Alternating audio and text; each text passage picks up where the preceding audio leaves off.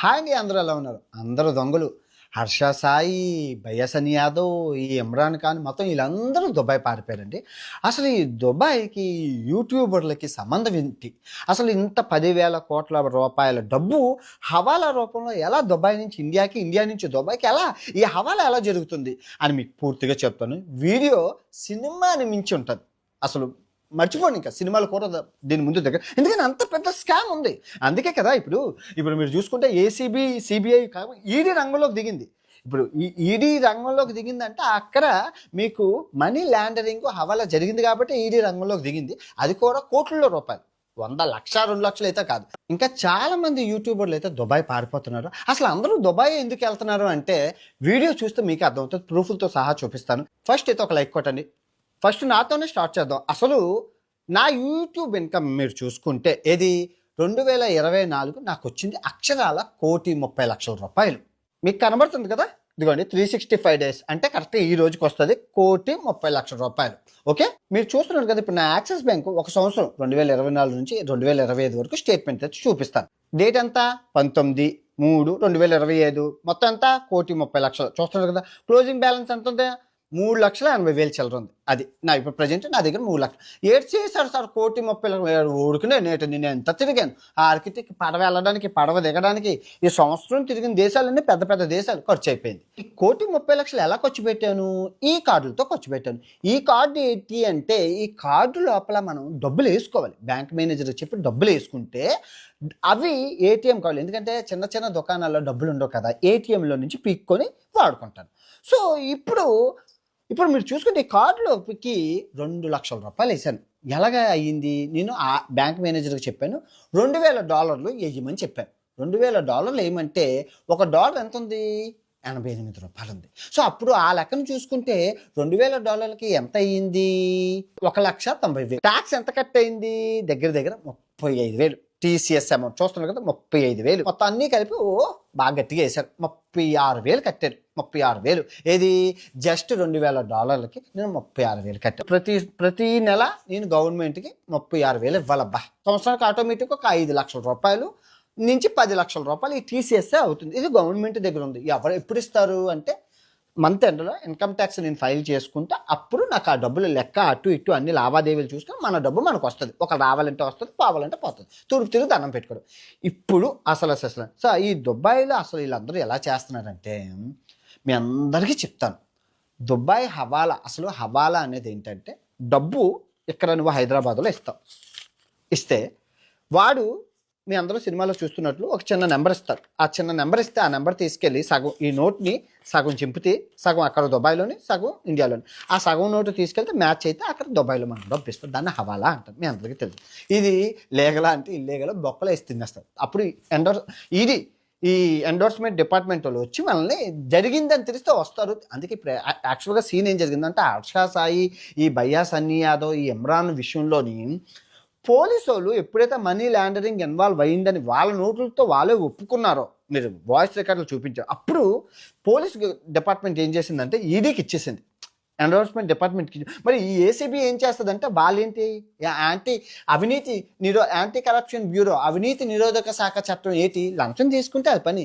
ఎక్కడైనా లంచం తీసుకుంటే లంచం పెద్దదా హవాలా పెద్దదంటే ఏది పెద్దది? లంచం చిన్నదిరా, చిన్న చేపరా. లంచం కూడా చిన్నదే.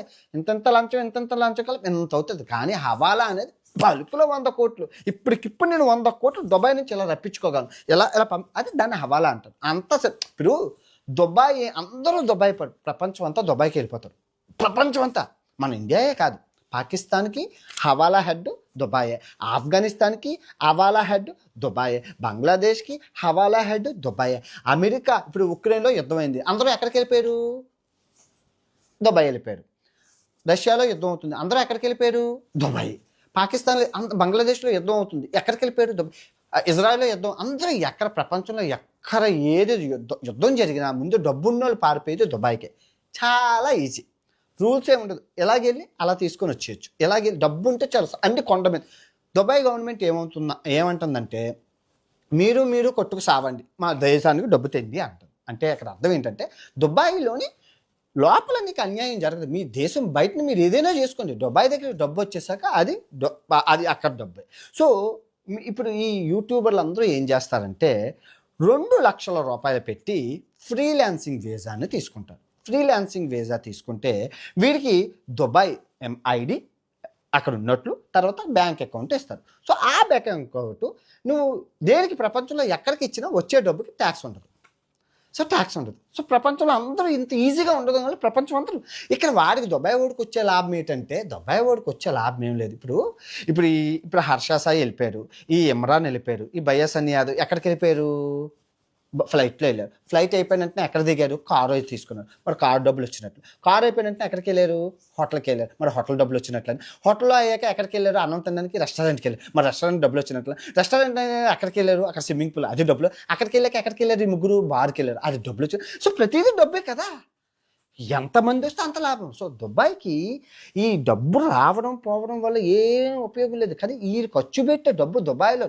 ఇప్పుడు ఈ హర్ష సాయి నెల రోజుల నుంచి దుబాయ్లోనే ఉన్నాడు. మన నెల రోజులు దగ్గర ఒక 5 లక్షలు ఖర్చు పెట్టిన డబ్బే కదా.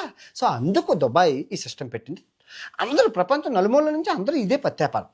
సో ఇప్పుడు అసలైన కథ ఏంటంటే ఈ బెట్టింగ్ యాప్ వాళ్ళకి డబ్బులు ఎలాగ వెళ్తున్నాయి, ఈ దుబాయ్ హవాలే ఏంటి మాకు అర్థం అవ్వట్లేదు, క్లియర్గా అట్టుపండు వలిచినట్లు చెప్పండి అంటే జాగ్రత్తగా వినండి. జాగ్రత్త, సూపర్. ఇది ఈడీ, ఇప్పుడు ఈడీ వీళ్ళందరినీ హ్యాండిల్ చేస్తుంది ఈడీ. ఎండోర్స్మెంట్ డిపార్ట్మెంట్కి కూడా తెలియదు.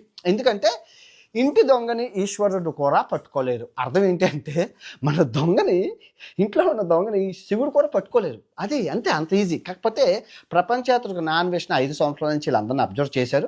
నేను హవాలాతో మాట్లాడాను, హవాలా గ్యాంగులతో తిరిగాను. సో తర్వాత ఈ మొత్తం ఈ స్క్రాప్ అంతా ఈ బెట్టింగ్ యాప్లతో సరదాగా మాట్లాడిన నా రేట్ ఎంత, నాకు ఒక రేట్ ఉంటుంది కదా, నేను తక్కువ చిన్న నా రేట్ ఎంత నాకు ఎంత ఇస్తావు, ఎక్కడి నుంచి వస్తుంది అమౌంట్ అన్నీ అడుగుతాను. సో అవన్నీ చెప్తారు. అవన్నీ చెప్పేసి ఈ చెవితో వినేసి మెమరీ కార్డులో దాచేసుకుంటారు. ఇప్పుడు వదిలేదు, అంతా డేటా అంతా రికార్డెడ్. Okay, first scam. జాగ్రత్తగా వినండి, పోలీసు వాళ్ళకి కూడా మధ్యలో పోతాయి. ఇప్పుడు హర్ష సాయిని కానీ, ఇమ్రాన్ కానీ, బయ్యా సన్నీ యాదవ్ కానీ ఈ ఎండోర్స్మెంట్ డిపార్ట్మెంట్ ఏదైనా చేయగలదంటే జుజుబి నా ఎందుకు చేయలేదు సార్ అంటే వీళ్ళ పరిధిలో ఏముంది? డేటా తెప్పిస్తారు, బ్యాంక్ స్టేట్మెంట్, ఇప్పుడు నా బ్యాంక్ స్టేట్మెంట్ చెక్ చేస్తారు, అలాగే చెక్ చేస్తారు, ఇన్కమింగ్ అవుట్ గోయింగ్ చూస్తారు, ఓకే క్లియర్ మీరు వెళ్ళిపోండి అంటారు. కానీ అవుట్ ఆఫ్ ద బాక్స్ వెళ్ళాలి. అవుట్ ఆఫ్ ద బాక్స్ అంటే సిబిఐ ఎలాగైతే అవుట్ ఆఫ్ ద బాక్స్ వెళ్తుందో, అంటే ఈ చట్టం న్యాయం ధర్మం కాదు, లాఠీ తీసుకొని అంటారు అని వాళ్ళు మొత్తం 3rd డిగ్రీ పడాలి. 3rd డిగ్రీ పడితేనే కానీ నిజం కక్కరు. చెప్తాను చూడండి, జాగ్రత్తగా వినండి. నాకు మా గ్యాంగ్ నాకు చైనా సిరీస్ హిట్ అయ్యేటప్పుడు ₹1,00,00,000 ఆఫర్ వచ్చింది. బాగా విపరీతంగా. నాకే నెలకి 30 లక్షలు వచ్చాయి స్వామి. నాకే నెలకి 30 లక్షలు వస్తుంటే నాకు ₹1,00,00,000 ఏంటి ఆడు ఓపెన్ కాకపోతే నేను 5 కోట్లు అడిగినా ఇస్తారు. మీరు నాకు ఎలాగిస్తారు అండి అని అడిగాను. ఏం లేదు సార్, ఇప్పుడు మీరు చైనాలో ఉన్నారు కదా, మేము చైనాలో మీకు ఎంత అమౌంట్ కావాలంటే అంత అమౌంట్ సెట్ చేసేస్తాం సార్ అని అన్నారు. ₹1,00,00,000 ఇస్తారు కదండి, మరి అకౌంట్లో నేను ట్యాక్స్ని ఎలా మేనేజ్ చేసుకోవాలంటే 20/80 అన్నారు. మా కోడ్ ఉంటుంది. సరే 20/80 అంటే 20 white money, 80 black money. Black money అంటే మాకు హవాలా అంటే 20 లక్షలు వాళ్ళు మాకు అకౌంట్లో ఇస్తారు. అది నేను ట్యాక్స్కి చూపించుకోవాలి, గవర్నమెంట్కి చూపించుకోవాలి. ఆ బెట్టింగ్ యాప్ ప్రమోట్ చేసడం వల్ల 20 లక్షలు ఇచ్చారని. కానీ అది ఇచ్చింది 1,00,00,000. ఆ 80 లక్షలు మాకు హవాలాలో ఇస్తారు. ఏ దేశంలో ఉంటే ఆ దేశంలోనే, నీకు ఏ దేశంలో కావాలంటే ఆ దేశంలో. మొత్తం అంతా చైన్ లింక్, ఇదంతా హవాలా సిస్టమ్. ఓకే, ఇప్పుడు అసలైన కథ చాలా ఇంట్రెస్టింగ్గా ఉంటుంది, మిస్ కాకండి. ఇప్పుడు ఈ హర్ష సాయికి 10 కోట్లు, ఆయన ఒక బెట్టింగ్ యాప్కి 10 కోట్లు తీసుకున్నాడు. ఆ 10 కోట్లు ఆయనకి ఎలా అందండి? మరి ఇండియాలో ఉన్నారు కదా, మీ విశాఖపట్నంలోనే ఆడికి 10 కోట్లు ఎవరిచ్చారండి? బ్యాంకులో వేస్తే బ్యాంక్ పట్టేస్తుంది. 10 కోట్ల ట్రాన్సాక్షన్ జరిగిందంటే వెంటనే నీకు అకౌంట్ ఫ్రీజ్ అయిపోతుంది, బ్యాంక్ ట్రాన్సాక్షన్ జరుగుతుంది. అక్కడ గూగుల్ పే అంటే రోజుకి 1,00,000 కన్నా మనం పంపించలేము. ఇంకా ఫారెన్ రిమిటెన్స్ 10 లక్షల ఫారెన్ నుంచి వచ్చిందన్నా కూడా దానికి నువ్వు అకౌంట్లో లెక్క చెప్పుకోవాలి ఏం చేసావని. సో మరి ఎలా జరిగింది అసలు ఈ 10 కోట్లు హర్ష సాయికి వీళ్ళు అలాగిచ్చారు? చాలా ట్విస్ట్. ఇదిగో మీరు గెస్ట్ చేయండి, మీరు ఏం గెస్ట్ చేసి ఉంటారు? ఈ 10 లక్షలు అసలు ఎలాగెళ్ళింది, 10 కోట్లు ఎలాగెళ్ళిందని 3 వేలో వెళ్ళింది. సో వైట్ మనీగా వాడు చూపించుకున్నది 60 లక్షలు సుమన్ టీవీ ఇంటర్వ్యూలో చెప్పినట్లు 60 లక్షలు ఏదైతే ఉందో ఇన్వాయిస్, మీరు సుమన్ టీవీ ఇంటర్వ్యూలో ఉంటుంది, ఇన్వాయిస్ 60 లక్షలు చూపించాడు. 60 లక్షలు బ్యాంకుకి పడ్డది, దానికి జిఎస్టీ కట్టాడు, దానికి ట్యాక్స్ కట్టాడు, దానికి అన్ని కట్టాడు 60 లక్షలు. కానీ రిమైనింగ్ ఏదైతే ఉందో ఆ అమౌంట్ నల్లధనం రూపంలో వచ్చింది. నల్లధనం రూపంలో ఎలా వచ్చింది? 60 లక్షలు బ్యాంకులో కట్టారు, అయిపోయింది. కానీ మిగతా 40 లక్షలు ఏదైతే ఉందో లిక్విడ్ క్యాష్ ఎలా వస్తుందంటే మీకు తెలుసు కదా, మనం ఇలా చిటికలో ఎక్కడి నుంచి ఎక్కడికి కావాలన్నా పోలీసులు కళ్ళు గప్పి ఆయనకి 40 లక్షలు అయితే అందింది. అందుకే ఇలా దొరికినోడి కల్లా డబ్బులు ఇస్తూ ఉంటారు. ఆయన రోడ్డు మీద చూసుకుంటే ఎవరు దొరికితే ఆయన డబ్బులు ఇచ్చేస్తుంటారు. సూట్ కేసు ఓపెన్ చేయడం 10 మంది ఉంటారు బాడీ గార్డులు. ఆయన ఏదో అంబానీ కొడుకును రతన్ టాటా పుత్రుడులా బిహేవ్ చేస్తారు. అబ్బాయి సంపాదించిన డబ్బు ఎవరు రూపాయి కూడా ఎవరబ్బా అప్పనంగా వచ్చిన డబ్బే ఇచ్చేస్తారు. దాన్ని ఏమంటారు? నడిమంత్రపు సిరి అంటారు. దీన్ని నడిమంత్రపు సిరి అంటారు మా వైజాగ్లో. ఓకే, ఇది పక్కన పెట్టండి. సో ఇప్పుడు మిగిలిన 9 కోట్లు ఎక్కడున్నాయి సార్ అంటే, దుబాయ్ హవాలా, రా రా రా రా పక్కన కూర్చో. దుబాయ్ హవాలా ద్వారా ఇప్పుడు ఈ అబ్బాయి దేశం వదిలి వెళ్ళిపోయాడు. కానీ దుబాయ్లోని మసాజులు, 5 స్టార్ హోటళ్ళు, జల్ జిగాలు, పార్టీలు, పబ్బులు, ఈ ఇమ్రాన్, బయాసన్ యాదవ్ వీళ్ళందరూ దుబాయ్లో మంచిగా జిగా. ఇప్పుడు మన దేశం పరిస్థితి ఏంటంటే, మనకు అధిక జనాభా, గవర్నమెంట్ చాలా తక్కువ ఉంటుంది. అందులో తక్కువలోని ఉన్న వాళ్ళలో కొందరు అవినీతి పరులు ఉండడం వల్ల, కొంచెం సిస్టమ్ లూప్ హోల్స్ ఉండడం వల్ల, ఇప్పుడు విజయ్ మాల్యా కూడా అంతే, మొత్తం చేతులు కాలాక ఆకులు పట్టుకోవాల్సి వచ్చింది. ఆడన్నీ చేసి అన్నీ అట్టుకొని వెళ్ళిపోయాక మనం నెత్తి నోడు కొట్టుకుంటే ఏం లాభం? నిర్వ మోడీ కూడా అంతే. ఆ బాపతిలోకి వస్తారు మన హర్ష సాయి, మన బయ్యాసన్ యాదవ్, మన ఇమ్రాన్, వీళ్ళందరూ ఇంతే. ఇదే ఈ డబ్బు హవాలాలో ఉంది. ఎవరి డబ్బు అన్నీ హవాలాలో ఉండడం వల్ల దుబాయ్లోని వీళ్ళు హ్యాపీగా చిటికేస్తే దుబాయ్ వెళ్ళిపోతారు. సో మరి వాళ్ళు ఎలా పట్టుకోగలం సార్ అంటే సింపుల్, ఇంటర్పోల్ ఆఫీసర్స్ని రంగంలోకి దించాలి. ఇక్కడ చిన్న వాటికి ఇంటర్పోల్, స్టేట్ గవర్నమెంట్లు, సెంట్రల్ గవర్నమెంట్లు ఇన్వాల్వ్ అయిపోయి, అంటే చిన్న చేపలు కదా. ఇప్పుడు 10,000 కోట్లు స్కామ్ చేసిన వాళ్ళే హ్యాపీగా వెళ్ళిపోయారు. ఈ చిన్న 10 కోట్లకి 6 కోట్లకి మనం ఇంటర్పోల్ ఆఫీసర్స్ని గట్టిన ఇన్వాల్వ్ చేసేసి అది చాలా waste of time, waste of money. మరి వీళ్ళని ఎలా పట్టుకోవాలంటే సింపుల్, పాస్పోర్ట్లు సీజ్ చేస్తే పని అయిపోతుంది. ఎలాగంటే ఇప్పుడు వెస్ట్రన్ యూనియన్ అనే ఉంది. అదేంటంటే అమెరికా నుంచి కానీ, లండన్ నుంచి కానీ, ఏ దేశం నుంచి అయినా దుబాయ్లో ఉన్న వీళ్ళకి ఒక 5,000 రోజుకి లిమిట్ ఉంటుంది, $5,000. సో $5,000 వాళ్ళు పంపించుకోవచ్చు అనమాట. సో వాళ్ళు అక్కడి నుంచి ఈ పాస్పోర్ట్ మీద $5,000 పాస్పోర్ట్ ఉంటే చాలు. $5,000 కొడితే 18 అంకెల నెంబర్ ఉంటుంది. ఆ 18 అంకెల నెంబరు తీసుకెళ్ళి ఎంటీఎస్ నెంబర్ అంటారు. ఆ 18 అంకెల నెంబర్ తీసుకెళ్ళి వెస్ట్రన్ యూనియన్లో చూపిస్తే ఆ నెంబర్ చూస్తే డబ్బు ఇచ్చేస్తారు పాస్పోర్ట్ వెరిఫికేషన్ చేసుకొని. సో తర్వాత వాళ్ళు దుబాయ్ నుంచి వేరే దేశంకి వెళ్ళకుండా పాస్పోర్ట్ మీకు సీజ్ అయిపోతుంది. ఎక్కడికి వెళ్ళడానికి అవ్వదు. సో ఆ విధంగా అప్పుడు ఏమవుతుంది, డబ్బులు లేక సచ్చినట్లు ఎంబసీకి వెళ్ళి కొత్త పాస్పోర్ట్ అప్లై చేసుకోవడం, లేక ఇండియా రావడం ఏదో జరుగుతుంది. సో ఆ విధంగా అయితే పాస్పోర్ట్ సీజ్ అయితే అయిపోతుంది. ఈ హవాలా బెట్టింగ్ సిస్టమ్ వల్ల నష్టాలు, అమాయకమైన ప్రజలు బలైపోతున్నారు. తర్వాత మన దేశం యొక్క డబ్బు విదేశాలకు వెళ్ళిపోతుంది. తర్వాత క్రైమ్ రేట్ పెరుగుతుంది. మీరు చూసుకుంటే ఈ బెట్టింగ్ యాప్లు అన్నీ ఎక్కడ ఉంటాయంటే విదేశాల్లో ఎక్కడో ఉంటాయి. వీటిని ఎవరు ఆపరేట్ చేస్తారంటే మీకు తెలిసిందే, మన దేశం యొక్క బలం ఏంటి చెప్పండి? భారతదేశానికి బలం ఏంటి? యువత. ఆ యువతను మనం నాశనం చేసామంటే దేశం నాశనం చేసినట్లే కదరా, సింపుల్. సో ఆ యువతను టార్గెట్ చేసుకుంటున్నారు.